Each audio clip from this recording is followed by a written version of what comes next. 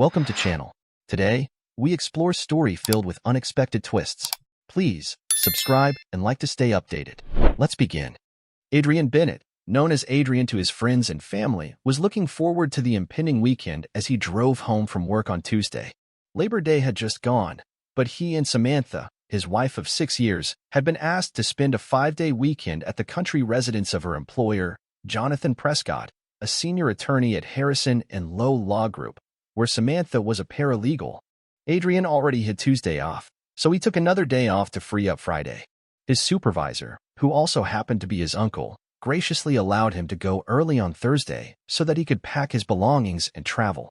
Given the freeway traffic and the tiny, winding roads leading to Jonathan's estate, the travel may take up to 5 hours. Adrian had great aspirations for the weekend, but his relationship with Samantha had been strained during the prior 4 months. She had become gloomy and yelled at him for no apparent reason. Forget about closeness. What was previously a regular pastime has become a grudging, once-a-month effort. Adrian, a compassionate and loving spouse, went out to Samantha, wanting to help her overcome whatever was bothering her. She waved him off, claiming she would handle it herself. To make things worse, Samantha consistently refused his efforts to establish physical contact and often recoiled when he attempted to embrace or soothe her. The situation had gotten unpleasant for him, and he suspected she was having an affair. Then she informed him that she had been invited to her boss' country house for the weekend to celebrate her promotion. Promotion? Adrian inquired, puzzled. You never said anything about a promotion. How long has this been in the works? For a few months already, Samantha replied. Sorry, I should have told you earlier. So that's why you've been so distant lately? Adrian asked. I think so. I'm sorry, honey. I didn't mean to be so harsh with you. I've just had a lot on my mind lately, she said sheepishly. Adrian smiled as he drew her into his arms, disappointed when she flinched slightly. I can imagine, he replied. And here I was worried you might be having an affair. He felt her tense briefly before relaxing. Of course not, Samantha replied quickly. I would never do anything like that to you. Adrian heard the words, but her tone seemed unconvincing. I'm glad to hear that, Adrian forced himself to say, despite his increasing anxiety. Because you know that's the one thing I simply wouldn't tolerate. I know, Samantha replied quietly. So, do you think you can get off early on Friday? 5 days in nature would do us both good, she asked. Certainly. I have plenty of free time. We can leave on Thursday after I finish work, if you want. That would be wonderful. I'll let Jonathan know, and everything will be packed by the time you get home, she said. I promise, this will be a weekend you will never forget. Adrian thought about these words as he poured gas into his black Jeep Grand Cherokee. A weekend he'd never forget? He could only hope she meant it in a good way. But part of him had mixed feelings, especially after the rather serious conversation he'd had earlier with his uncle. He pulled into the driveway, turned off the engine, and headed into the house. True to her word, Samantha had everything packed and ready to be loaded into the car. He checked his bags, making sure his belongings were ready. He was impressed that Samantha even packed his toiletries in his travel bag. Then he took the other bags. You've got enough stuff here for a week, he joked as she walked into the room wearing cut-off shorts and a t-shirt. I thought we were just going out of town for the weekend. You know I like to prepare for everything, she joked back. Why don't you load this stuff up, and it'll finish here. He saw that she had sandwiches on the counter and was packing a picnic basket with snacks and drinks for the road, as she usually did when they took weekend trips. Sounds tempting, he said with a smile. Maybe this will be a good weekend after all. He loaded everything into the car, helped Samantha finish packing the groceries, locked up the house, and headed out for what he fervently hoped would be a nice weekend out of town. This weekend promises to be the best of my life, Samantha admired while Adrian drove. Trust me, you'll have a great time, Adrian replied, hoping she was serious. It took Adrian longer than he planned to get out of town due to an accident on the freeway that brought traffic to a screeching halt. As a result, they were almost 2 hours behind schedule, but this did not affect Samantha's cheerful mood, which pleased Adrian. He topped up the gas tank once more as he pulled onto the road that would lead them to Jonathan's estate. They drove down the windswept road through rolling woodland. It was well after midnight when they reached the gate leading to Jonathan's spacious 2-story home. Samantha was given the gate code, and soon they arrived at a huge brick mansion. Damn, this is a big house, Adrian exclaimed. 3 men in dark suits and sunglasses approached the car as Adrian turned off the engine. Adrian was surprised. Why do they need sunglasses in the dark? I can get our luggage, Adrian said, opening the back door of the Jeep Grand Cherokee. Thank you. No, sir. This is our job, said one of the men in a voice devoid of humor. The other man extended his hand. Keys, sir. I need to park your car, the second man said. Please do, Adrian said grimly, handing his keys to the second man, noting the characteristic bulge on his jacket indicating he was armed. The other two men unceremoniously grabbed his luggage and disappeared into the darkness without a word. Thank you, Adrian said automatically, watching as the men easily carried the heavy bags up the steps. Are you walking? Samantha asked. Yeah, sure. I'm coming, Adrian replied, following Samantha and the two men up the stairs, wondering why they needed to be armed. Something about it just didn't seem right. Oh, here you are. I hope you had a safe trip. A tall man with dark curly hair boomed as they entered. Adrian recognized the man as Jonathan Prescott. He had met Jonathan several times at corporate holiday events. As Adrian watched, Samantha managed a hug, then turned to Adrian. Adrian, glad to see you again. I'm Jonathan Prescott. He introduced himself, holding out his hand. Welcome to my humble home. Thank you. It's nice to see you again, Mr. Prescott, Adrian said, shaking Jonathan's hand. No need to be so formal, Adrian. Can I call you Adrian? I have a feeling we'll be seeing more of each other now that your wife has been promoted, Jonathan said with a slight smile. Of course, Adrian replied. I'm sorry we're late. There was an accident on the freeway, Samantha explained. That's what I heard, Jonathan said. I'm just glad you arrived safely. Are the others here? Samantha asked. Others? Adrian didn't know there would be others here. Yes, they're all here. Unfortunately, they've all decided to turn in early. We wanted everyone to be well rested for tomorrow's celebration, Jonathan replied. The man who took Adrian's keys came back through the front door and returned them. Thank you, Adrian said, putting the keys in his pocket.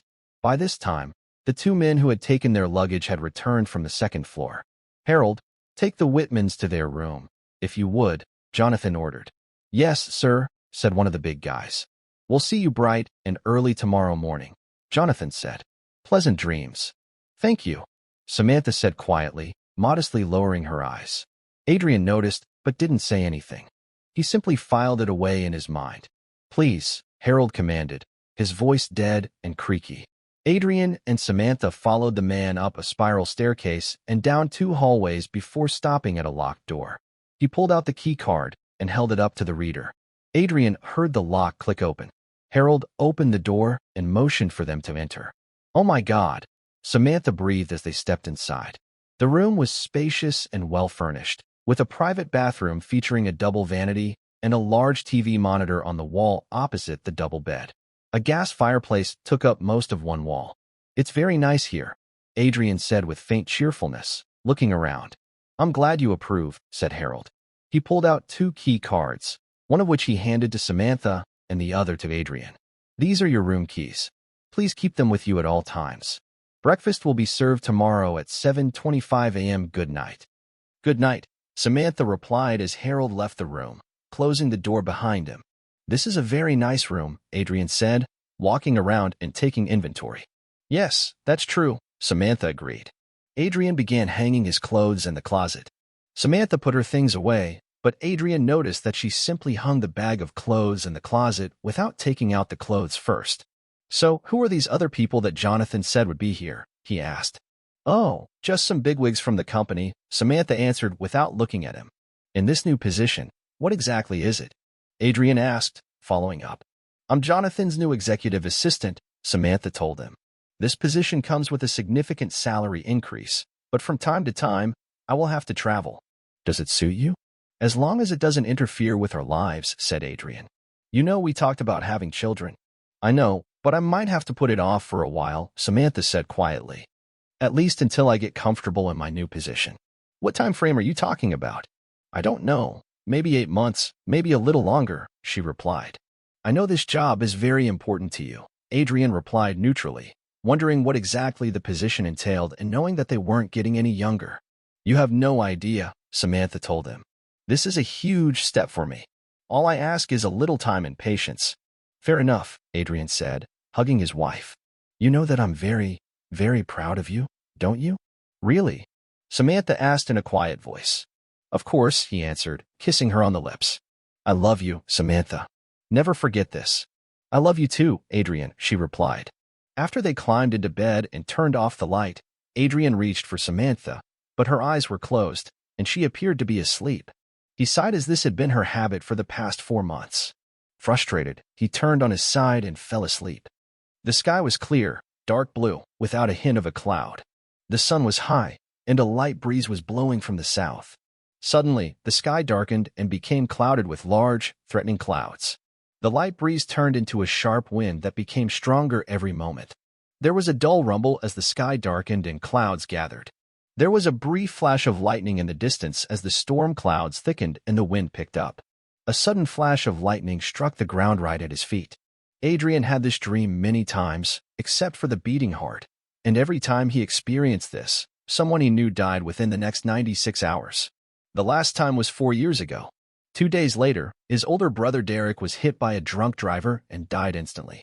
The year before, his mother had a stroke just 12 hours after he slept and died 19 hours later without regaining consciousness. Adrian sat up in bed, sweat rolling off his body. He looked at the digital clock on his bedside table and saw that it was 4:15 a.m. Even though it was very early in the morning, Adrian knew he had to contact his uncle. Adrian grabbed his phone from the bedside table and noticed that it had no connection. He climbed out of bed carefully so as not to wake Samantha, put on his trousers and t-shirt, then put on his boots. Grabbing his key card, he opened the door to find one of Jonathan's armed guards at a small desk in the hallway. A man in a dark suit and glasses looked up when Adrian opened the door. "Any problems, Mr. Bennett?" asked the large man. "I need to use the phone, but there's no cell service here," Adrian said. "Who are you going to call?" "I need to call my uncle." "This is important," Adrian told him.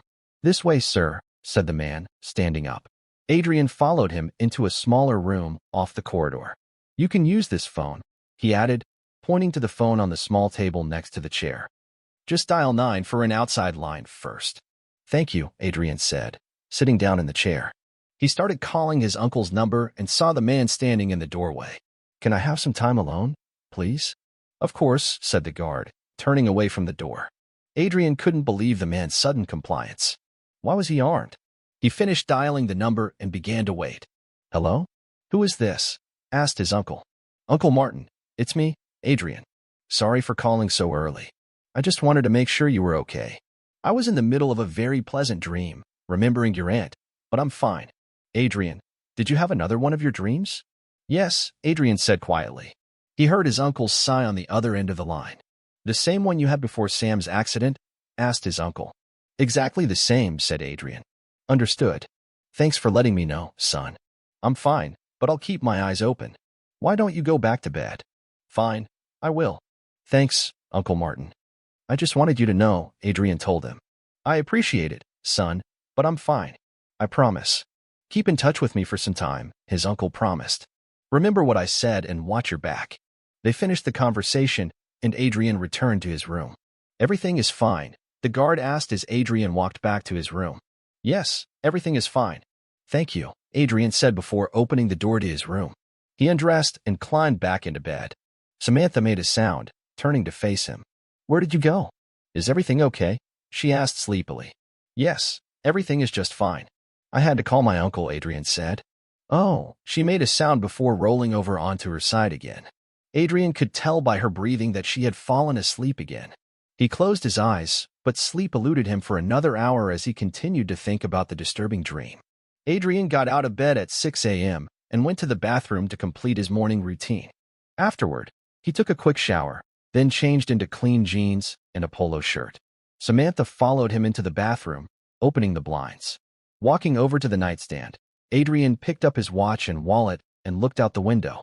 He noticed wrought iron bars attached to the outside of the window and wondered why they were there. There was no platform, and the concrete driveway had to be at a height of at least 10 meters. Looking outside, Adrian saw a helicopter land in an area at least 45 meters from the house. He hadn't seen it before, but it was dark last night when they arrived. He also noticed guards carrying what looked like rifles over their shoulders. Adrian couldn't help but wonder, was Jonathan expecting trouble? "Are you ready for breakfast, honey?" Samantha asked as she came out of the bathroom. "Ready as ever," Adrian said, checking his wristwatch. "What happened last night?" she asked. Another dream, said Adrian. You mean like before your brother was killed? Yes, exactly the same. I called my uncle to make sure he was okay. How is he? She asked. Great. I caught him in the middle of his sleep. I bet, Adrian replied. Samantha giggled, which seemed vaguely unsettling to him, as she finished getting dressed. Come on, let's go downstairs and have breakfast. I'm starving. Don't forget your cane, she reminded him. The cane was a gift from his uncle, given to Adrian after he left the hospital many years ago. While serving in Iraq, the Humvee he was in was hit by an enemy RPG. Adrian spent months in surgery and rehab and was eventually discharged for medical reasons. Luckily, doctors saved Adrian's leg, but he had to have his left hip replaced. The rehabilitation center helped Adrian learn to walk again, and the cane significantly eased his mobility. Although he could now move normally, he still experienced pain after walking for a long time, so he continued to use his uncle's gift. They arrived at Jonathan's table to find 3 more men and a woman waiting for them. Adrian had briefly met these men before and knew that they were the heads of Jonathan's law firm, although he could not remember their names. He had never seen or met this woman before. Everyone, I would like to introduce my husband, Adrian Bennett, Samantha announced. Adrian shook hands with the others. Bennett, huh? That's an unusual name, noted Kevin Leland, one of the company's leaders. My parents were big fans of old Western novels, so they named me after a character from one of their favorite books, Adrian answered. Kevin smiled. Interesting. Nice to meet you, Adrian. The woman smiled as Adrian took her hand. Nice to finally meet you, Mr. Bennett. I've heard a lot about you. I'm Clara Foster, she said. Nice to meet you, Miss Foster. Please call me Adrian. I hope you heard at least a few good things. So, what do you do with the firm? Adrian asked. I'm responsible for training and recruiting personnel, Clara told him. And please feel free to call me Clara. I've heard a lot of good things, and I have a feeling we'll be spending a lot of time together this weekend. About? Adrian asked. With Samantha's new position, there will be a lot of changes in your life, Jonathan said before Clara could answer. She's here to help you adjust and adapt. Why should I accommodate my wife's promotion? Adrian asked, more than a little worried. He looked at Samantha, expecting an explanation, but none came. It's complicated, Jonathan stated bluntly. Let's have breakfast first, okay? Maybe we can get to know each other a little before we get to the point. They sat down as Jonathan's staff wheeled carts into the room. Adrian watched as they placed dishes of eggs, bacon, toast, and fruit in front of each person. Another employee walked around the table pouring coffee into cups. Adrian also noticed the armed guards who had taken up positions on either side of the door. So, Adrian, why don't you tell us a little about yourself? Asked Brian Collins, another executive director. Samantha says you were some kind of soldier or something. Adrian looked at Samantha before answering. She had mentioned a little about his service, but it must have slipped her mind that not everyone who wore a uniform was a soldier. I served in the army, but I was never a soldier, Adrian answered before taking a bite of his omelet, which he found delicious. Oh, who were you then? Brian asked, looking at Samantha. I served in the Air Force, Adrian answered. Thank you for your service, Jonathan said. What did you do in the Air Force, if you don't mind me asking? Not at all, said Adrian. I was a scout sniper. I was assigned to the intelligence unit of the armed forces where I was wounded. Scout sniper. Huh? Trevor Peters, the third executive at the table, said thoughtfully. Adrian noticed how the other executives and security personnel looked at each other before answering. The looks began to express concern, and Adrian wondered what was going on here. Although he hadn't had to use this skill for several years, the military part of his consciousness reproached itself. Had he given away his position or warned them? It's interesting that you never told us about this, Samantha, Jonathan said with a slight strain in his voice, looking at Samantha, who was blushing slightly. It's not Samantha's fault, Adrian said before Samantha could speak. I never told her exactly what I did in the service, partly because some of it is still classified, and partly because this is a period of my life that I would rather forget. But now you are an accountant. This is true, Brian asked hastily, intervening to relieve the tension that suddenly hung over the table like a cloudy day. Yes, I was released from rehab and went to college to get a business degree. That's where I met Samantha. Now I'm a forensic accountant, and I work for my uncle, Adrian said. What does your uncle do? Kevin asked. He's in charge of Bennett Investigations. We work mostly for corporations, Adrian said. I've heard about them, Brian said thoughtfully. From what I've heard, they do their job well. They finished breakfast, making mostly small talk, but this did not help Adrian, who had a very bad feeling about the whole thing. He had learned to listen carefully to his instincts on the battlefield, as they had saved his life more than once. Well, it looks like a beautiful day outside. Clara, why don't you give Adrian a tour of the house while we go out to the backyard? Jonathan asked. Of course, Clara answered. Adrian looked at Samantha and tried to guess her thoughts but couldn't. She had the kind of expression on her face that he wouldn't want to play poker with. Come on, honey. Everything will be fine, Samantha said encouragingly but a little tensely. Yes, okay, said Adrian. He was uncomfortable in this situation, but he felt that there was little he could do now. Are you ready? Clara asked Adrian with a vivacity that he knew was false. Of course, Adrian answered, hoping that the churning in his stomach would subside. After you. Samantha put her hand on his shoulder before he left, and he stopped and looked at her. Just remember that I love you, she whispered. I love you too, Adrian said. He leaned in to kiss her, but she turned away. Shocked and humiliated, Adrian retreated and walked away, saying nothing until he and Clara were far from the main house. Adrian couldn't help but notice the heavily armed guards nearby. Turning his back to Clara, he pulled out his phone and activated the voice recording app, noticing that it somehow had 2 bars, a weak signal, but enough to make a call.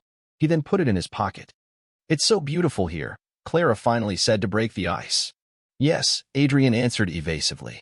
They walked to a wooden park bench overlooking a small pond and stopped. Clara sat down, and Adrian followed suit. What's happening here? He asked. You're a smart man, Adrian. Why don't you figure this out yourself? She asked in response. I have an idea, but it's too terrible to think about, Adrian replied. Why don't you just confess everything to me? Fine. As you know, Samantha has been selected as Jonathan's next executive assistant, Clara began. Yes, I already know that.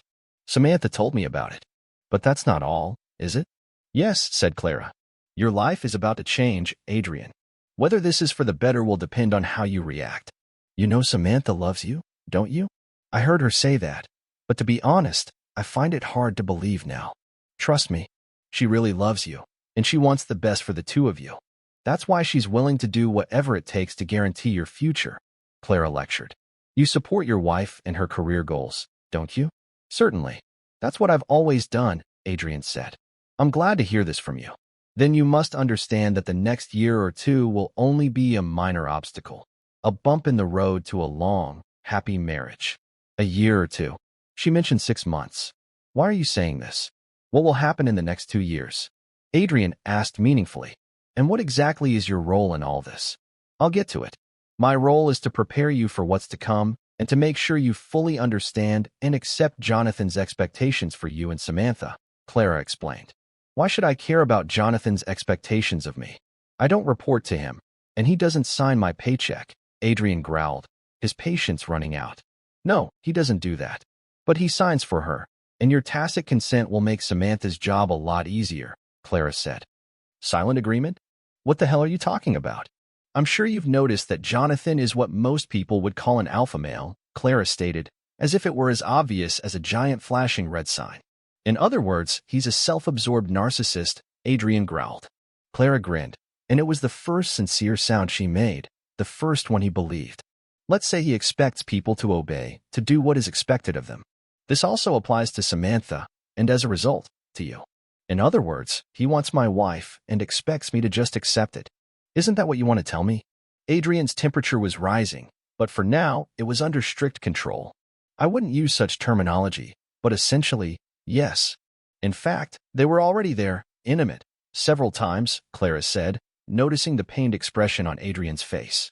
And you know this? Where? Adrian asked. I was there. I recorded this, Clara said in an even tone. Would you like to watch something from the video? You're joking, right? Not at all, Adrian. Here, take a look. You might find this interesting, Clara said, handing Adrian her phone. He watched a short video clip. This is interesting. Do you mind if I save a copy? Adrian asked. This would be useful to him during a divorce, he thought. Not at all. I saved this clip especially for you. Using the phone's Bluetooth function, Adrian saved a copy to his phone. Tell me something, Adrian. How has your personal life been lately? Clara asked. Not that it's any of your damn business, but it's been practically non-existent for the last couple of months. Why do you ask? Actually, it's my business, and the reason for this is simple. Jonathan instructed Samantha to keep you away most of the time. He takes great care of his property. What? And she just went along with it. Adrian growled through clenched teeth, his anger growing. Certainly. Now he is her owner. She obeys him in the same way as all his previous assistants obeyed him. And he will expect you to report to him too. Owner. Adrian shuddered at the word. He can wait in one hand and in the other. Let's see which one fills up first. Adrian growled through clenched teeth. He saw the smirk on Clara's face and wanted to wipe it away with the back of his hand. So, what does he expect from me? Money? Hardly, grinned Clara. He expects obedience from you. Your submission. And he will expect to publicly demonstrate this tonight in front of the other senior partners. What are you talking about? What does he expect from me? The dynamics of your marriage will change dramatically while Samantha is in her current position. To reflect this, Jonathan has documents that you must sign. These documents state that you voluntarily transfer your marital rights, property, and assets to him while Samantha is his assistant. After he gets his way from you, he'll expect you to kneel before him in front of your wife and everyone else. Let me see if I understood what you just said correctly. In front of Samantha and other executives? Are you kidding me? Adrian growled. I'm not kidding, Adrian. And yes, that's what he wants. And Samantha too, of course. The entire meeting will be filmed, certainly. In my opinion, this looks like extortion or blackmail, Clara said nonchalantly. Coming from you, it sounds so tasteless. But that would be used to keep you in line, Clara added. After you submit to them tonight. Early tomorrow morning they will leave for New York, where they will spend the weekend, Clara continued. Where will I be while they are in New York? Adrian asked. You will stay here, locked in your room. You will be fed and looked after. When they return, you will take Samantha back to your residence. You will follow her instructions exactly, without asking questions, Clara replied. So if I understand you correctly, I must literally be held captive here against my will. And what will I get from this? If you go along with Jonathan's program, you will emerge relatively unscathed, except for a little humiliation. And when he's done with Samantha, you'll be well compensated, Clara said. And I understand that you and my soon-to-be ex-wife are conspiring to destroy my marriage, to take away my life's work. Am I correct? I wouldn't put it quite like that, but I guess from your point of view, yes. We worked on this together, Clara said in a neutral tone. Did he do this with his other assistants? Adrian asked. Yes, said Clara. And they went along with this crap? They did, Clara exclaimed. In fact, it gave their husbands great pleasure. What harm will it do? Clara said, as if her reasoning made it acceptable. What harm? Adrian hissed. And you can tell him that if he tries to attack me, I'll do everything in my power to make sure it's the last thing he ever does. I understand you're angry, Adrian, and you have every right to be. But in the end, you would win in many ways, not just one. What if I don't agree with all this crap? Let's just say you wouldn't like the consequences, Clara said.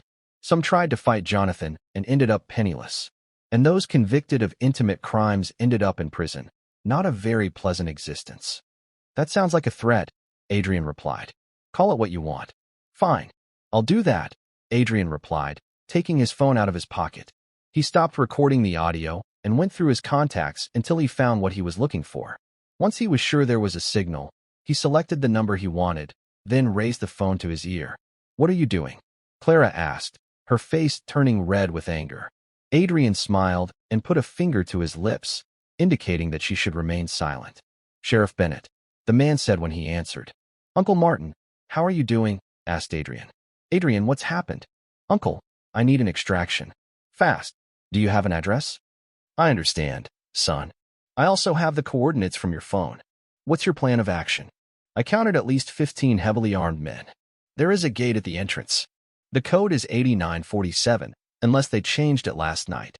Prescott and 3 of his managers are here, as well as Clara Foster. She just outlined the situation to me, so to speak. I recorded all this on audio. I'll send it to you, Adrian said. Acknowledged, Martin replied.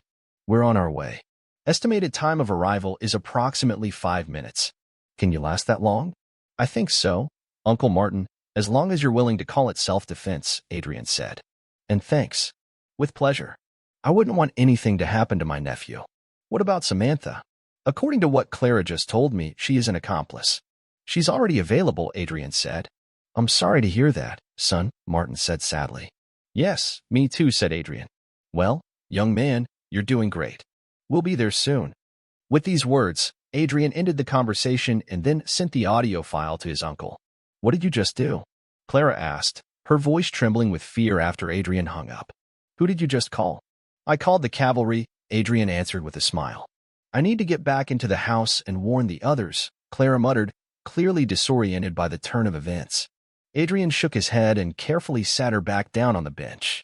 I think not. We'll sit here and enjoy the sunshine for a few minutes. This may be the last sunlight you'll see for a while, Adrian said, allowing himself to smile with satisfaction. Clara stared at him with horror and a trace of admiration as his calm, calculating demeanor took over. I think you may have bitten off a little more than you can chew this time, Adrian said evenly. Meanwhile, in the backyard near the pool, Jonathan and the three other men were gathered with Samantha. This seems risky, Trevor Peters said, frowning. Why? Because Samantha's husband is a former Marine? Big deal, Jonathan chuckled. What's he going to do anyway? He's alone, unarmed, and surrounded by a small platoon of armed guards. If he rejects Clara's offer, then we move on to Plan B, Kevin Leland warned. Don't worry, Jonathan said smugly. I have everything under control. We'll give him a drink tonight, and when the time comes, he'll be more than happy to satisfy me. I can't wait to see this, Samantha said with a smile that made Trevor frown. Just don't push him too hard, Trevor cautioned. He's not like the others. They were weak. This one's different.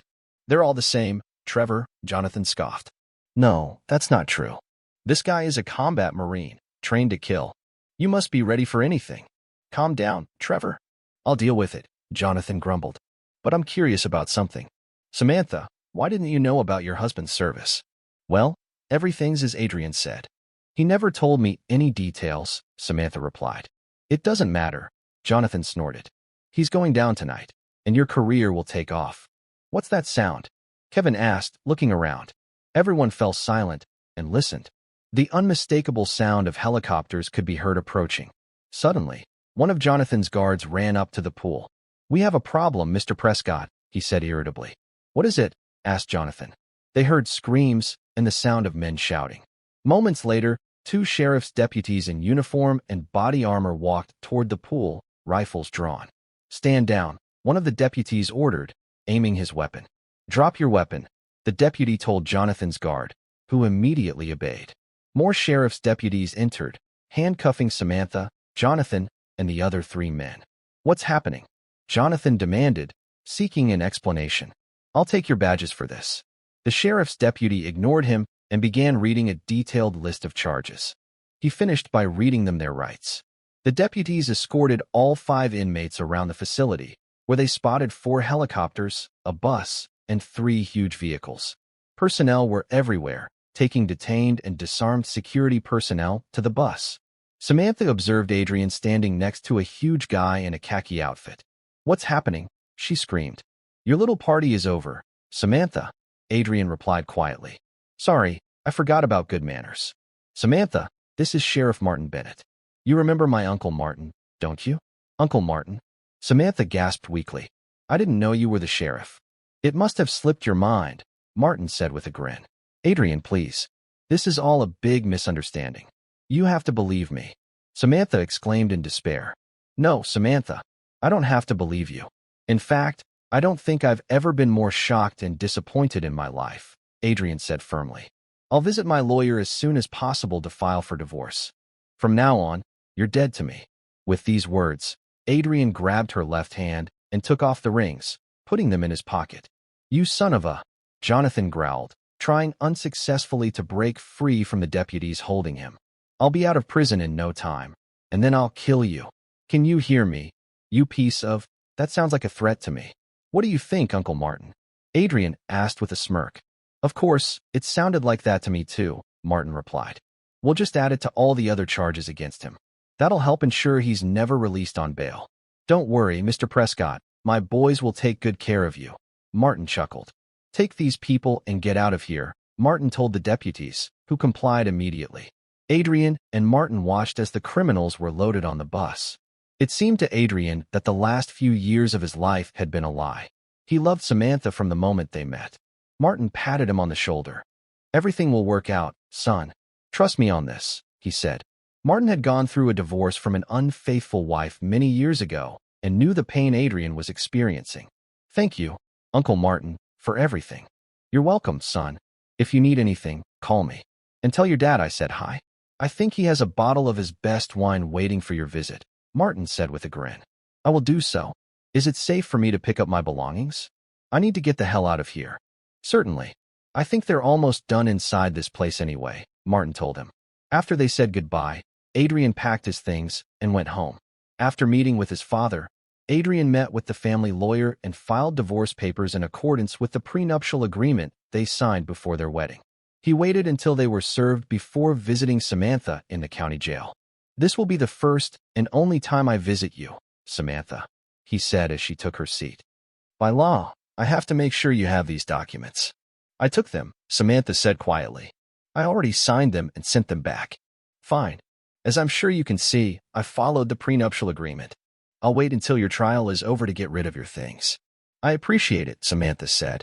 There's something I don't understand. How did you know? You'll hear the gory details in court, so I'll give you the Reader's Digest version, Adrian began. I suspected something was going on a few months before that weekend, but I had no proof. About 4 months before that memorable day, the ex-husband of one of Jonathan's so-called assistants approached my dad with a rather wild story. He also brought several spreadsheets and documents that his ex-wife obtained from Jonathan's system. Dad made me look through the spreadsheets to see what I could find. Naturally, I couldn't tell you anything about privileges, conflicts of interest, and the like. It took some time, but we finally found what we were looking for, evidence of all sorts of nefarious financial dealings with some pretty shady characters. Your lover did a great job of hiding them, but not well enough. A couple of weeks before that weekend, Dad turned over everything he had to the feds, who were more than interested in Prescott's affairs. In fact, they were planning to raid your offices sometime in June. Dad said I had to be very careful that weekend. He conveyed what his interlocutor had told him, although it was very difficult for him to believe it. We talked to my Uncle Martin, who, as you know, is the sheriff of the county where Jonathan's property is located. I hoped nothing would happen, but that's not how it worked. Clara Foster told me what you and your lover were planning. By the way, I recorded this little conversation. I'm glad we live in a state that only requires one party's permission to make a recording like this. However, I have a few questions for you. What do you want to know? Samantha asked. How long before that weekend did you sleep with your so-called master? About 2 months, Samantha answered. Adrian was surprised that she was so frank. It was around this time that things started to go wrong for us. Was he the one who instructed you to intercept my communications? Yes, she said quietly, her face turning red. Then maybe I should get tested for diseases, Adrian said, causing Samantha even more embarrassment. Of course, you knew that I would never agree to this of my own free will. I'd rather die first. So what? Adrian asked. Because I was so in love with Jonathan that I would agree to anything he wanted. You do not understand, she said. He liked the feeling of power over everyone around him. What if I didn't obey? He had what he called Plan B, Samantha admitted. Do you mean prohibited substances? Yes. They found a vial that he intended to use against you. I had nothing to do with this, Samantha said quickly. That's interesting because they found your prints all over the bottle, Adrian said, causing Samantha to look at him in shock. That tells me you were part of his plot against me. No, I never wanted to hurt you, she sobbed. The evidence suggests otherwise, Samantha. You didn't just cheat on me. You plotted with your so-called master to destroy me as a man. So there's no turning back. No forgiveness. Nothing. Like I told you that day, you're dead to me. Adrian hissed as Samantha shed hot tears, but didn't flinch. I've already wasted enough time on you. Goodbye, Samantha. Enjoy what's left of your miserable life, he said as he stood up and left, immune to her tears. After several court appearances, Samantha, Jonathan, Clara, and others were found guilty of all charges brought against them. As the ringleader, Jonathan got a life sentence in federal prison, meaning he would never be paroled. Having played small parts in Jonathan's unlawful financial operations, the 3 executives were sentenced to 20 years in jail. Clara and Samantha got somewhat lower sentences. Several additional workers of the business were charged for their participation in the plot. A couple of them backed the state's evidence against Jonathan and were granted immunity as part of a plea agreement. By the time the smoke cleared, Harrison and Low Law Group no longer existed. Adrian's divorce from Samantha went quickly and without a hitch because of Samantha's imprisonment.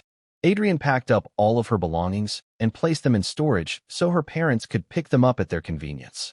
On the Memorial Day, Adrian, his father, and Martin celebrated Independence Day like the rest of the nation with a barbecue and fireworks. Martin brought a guest to the celebration and introduced her to Adrian. He was instantly captivated by the attractive, slender, brown-eyed brunette standing in front of him and found it hard not to stare at her toned legs, highlighted by a pair of short denim shorts. "Son, this is Lena Simmons. She recently came here from Austin and began working with me a few weeks ago. Are you a sheriff's deputy?" Adrian asked. "Of course," Lena answered with a confident grin lighting up her face. "She's a former Marine, too," Martin remarked. "Military police, like your father." "Lena, my nephew also served in the Corps. Sniper from Combat Control," Martin added. "Nice to meet you, Adrian," Lena responded truly. "I thank you, and I will get along great." Adrian burst into a big grin. "I think so, too," he said. "Will you buy the girl a beer?" Lena asked with a teasing smile. "Of course," Adrian said. "I wouldn't mind having something fresh myself." He pulled 2 beers from his father's refrigerator and offered one to her. "Your uncle told me about your last operation. Sounds intense," Lena said as they sat down. "I'm sorry for what you went through with your ex," Adrian replied gently. "Yeah, okay," Lena responded. "I think this happens." "The divorce will soon be final," Adrian said. "How about you? I spotted the mark on your ring finger. Were you married too?" "Yes, I was," Lena responded. "Obviously, my husband wasn't like that, if you know what I mean. One evening, I got home early and discovered him in bed with his secretary. In my bed, no less. I'm sad to hear this." "If you ask me, he was an idiot," Adrian said, staring at her form. "I agree," answered Lena. "I'm just glad we didn't have children." "Do you have children?" "Fortunately, no. We spoke about raising a family, and then everything went to hell," Adrian replied. Adrian and Lena spoke much of the evening and were happy when Martin and Adrian's father blew off fireworks. By the end of the evening, Adrian felt considerably better. At least he felt he had found a kindred soul in Lena. "Are you prepared to go back, Lena?" Martin inquired after they had completed the pyrotechnics. "I think now is a good time," she said, before turning to Adrian.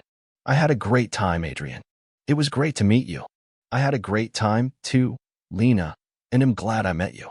Actually, I would want to meet you again, if that is acceptable." "That would be perfectly fine, Adrian," she answered with a big grin. "Here's my number," she said, giving him a card with her mobile phone number. "Your uncle never leaves me bored, although Saturday nights are typically free. Call me." "It will be done," Adrian said, matching her grin. He accepted the card, seeing his uncle smirk and grin. "They'll call you this Thursday then. Let's talk," Lena remarked before kissing his cheek. They said their goodbyes and went. Adrian's father commented, "Nice young lady," after they departed. "Yes, very sweet," Adrian said with a big grin. "I hope you intend to keep your promise to her," the elderly guy said. "Absolutely," Adrian said. "Good boy," Adrian's father remarked, clapping him on the back. "Come on, help me clean up, and let's see if we can drink the rest of this beer." "Will you give me the day off tomorrow to sleep it off, Dad?" Adrian asked. "Hell no," his father said, laughing. Adrian laughed in answer and joined his father in thinking about the gorgeous brunette with the nicest legs he had seen in a long time. "Thank you for sticking around to the finish of this fantastic adventure. What would you have done in Adrian's situation? Would you have fought or walked away?